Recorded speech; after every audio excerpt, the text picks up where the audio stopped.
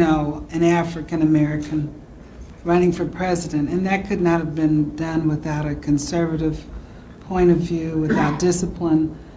And I'm not a Republican, but my parents were extremely, on one part of the spectrum, very conservative, and they put all of their kids through college.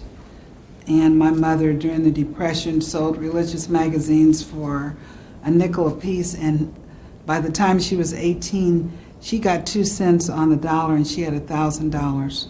So those values were passed down, and what we got out of it was there is racism, and that is something that you have to deal with, but then there's another dynamic that has to be concurrent for you to be successful. So I think conservatism on one part is what enabled us to exist in a racist society and become who we are today. I just wanted to see what you thought about that. No, I agree 100%. I mean, I think you're exactly right. And that's why, the subtitle of the book is The Promise and Peril of Black Conservatism, right? And what it's suggesting, of course, is that there is an upside to Black conservatism. And in some ways, you can think of it as a politics of necessity. In some ways, you can imagine that your liberal alternative didn't fully exist, right, prior to the Civil War and Reconstruction. You didn't have the freedom to indulge in this fantasy of rights and equality. What you had to do was engage in a politics of survival. And so in some respects, you're exactly right. And you can imagine that during the Middle Passage, that wasn't so much a political philosophy as it was an instinct. But the point that I'd like to emphasize, and I think you're exactly right about this, is that our political philosophies are born from instincts. Right? They don't sort of build up spontaneously. They are rooted in our experiences, lived experiences. And Black conservatism is precisely that. It's a lived experience that helped shape our political reality and helped bring us to the point where we could then indulge in the liberal alternative and indulge in it successfully, mind you. Right? There's a second point that's worth emphasizing here too, which is there's nothing wrong with claiming the Black conservative tradition as part of this overall Black political tradition.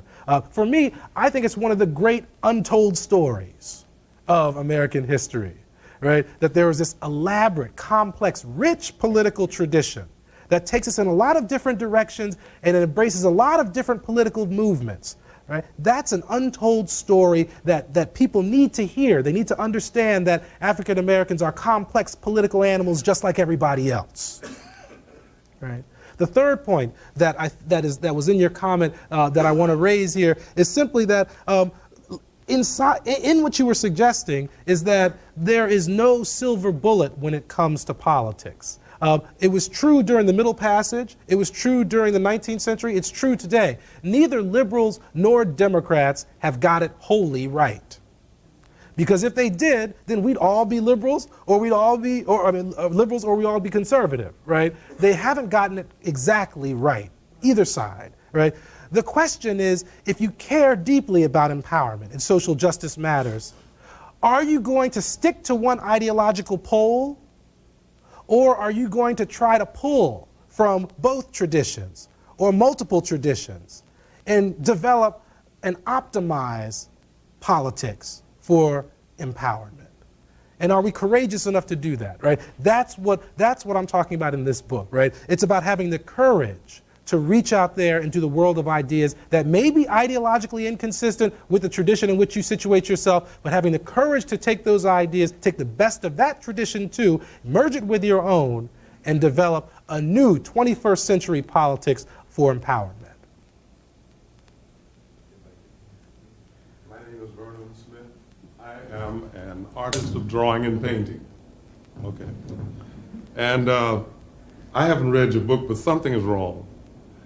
I have never seen any black or white people. This man's jacket is black. There's white on this portrait, on this sign. I've never seen any white or black people. This is 2008. What is wrong is that's got to change. There's no black I don't know what you mean by black conservatism. black. I don't know, I don't understand that. I can't criticize you or your book because I haven't read it. So I don't know where you're coming from. But there are no black or white people for the reasons that I gave. I was a substitute art teacher and I was holding up placards. I was into a third grade classroom. I was wondering what kind of lesson will this be today? And so I thought of bringing up placards, and I would hold a placard which consisted of a solid color, and then I would give the name of the color. And when I got to the color black, this little girl told me, third grade girl told me, "You're not black, you're brown." I had to change my way. That happened a few years ago. This is 2008. There are no black or white people. Because if you say I'm black, what is that telling you? I don't think like other peoples of African descent. I'm me. I got my own point of view. So I'm not black. When you say I'm black, I got to deny that. However, I know that I'm an African American, but I'm not black. Okay. How about that? Let me put this back. This microphone back. Somebody wants it after I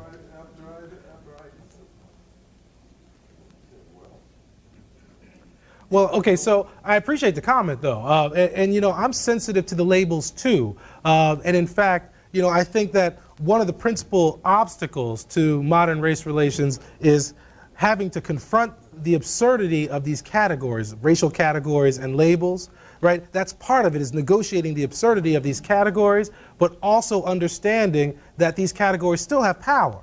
They have descriptive power because although the gentleman thinks he doesn't know what we're referring to when we talk about black people, he seems to know because he's rejecting it. So you have to know what you're rejecting, which means you must know what black people are and what they signal. For me, whether you call them African Americans or blacks, Cornel West wrote a book some years ago, and he began the book, Race Matters, with a story. It was a story about him attempting to catch a cab, right? And the difficulty was that he was trying to catch a cab and make a photo shoot for the cover of his book. And if you've looked at the cover of Race Matters, you see that Dr. West has a scowl on his face. And he was explaining why he has a scowl on his face, and it was because at that particular moment, as he was about to sit for a photo shoot, it dawned on him, particularly at that moment, that race matters.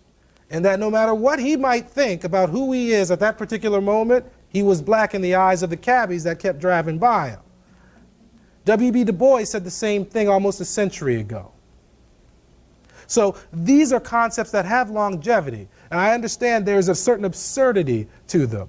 But for me, they work as heuristic devices. And I didn't mean to offend anyone with the heuristic device, but I will say this. When it comes to labels, there are lots of labels that we throw around out there. There are actually two on the book, saviors or sellouts, right? And I'm sure some of you are thinking, well, Professor, who's a savior, or who do you think is a savior, and who do you think is a sellout? Turns out, that's not what this book is about. It's about exploding labels, right? It's about getting away from existing labels. The people that I profile in this book, I don't view them as saviors or sellouts. They're people who have ideas, and those ideas are what are important. And those ideas are not salvation ideas, and they're not ideas that lead necessarily to your own destruction. They're ideas that are available for you, and they represent pitfalls and possibilities. And so I'm with you, brother. I understand that you don't like labels. I don't like them either. But in order to have this public conversation, in order for it to be coherent, sometimes we have to make use of the absurd. Hi, my name is Basman, and I come from a people that the majority of my family was born before 1920, and they were often the first or the only of their community or color in order to achieve a number of things before the written rights were given. My father was the first cardiologist to cover it in St. Louis as well as at the hospitals. I wanted to ask you in regard to starting for the Willie Lynch letter, which separated us regarding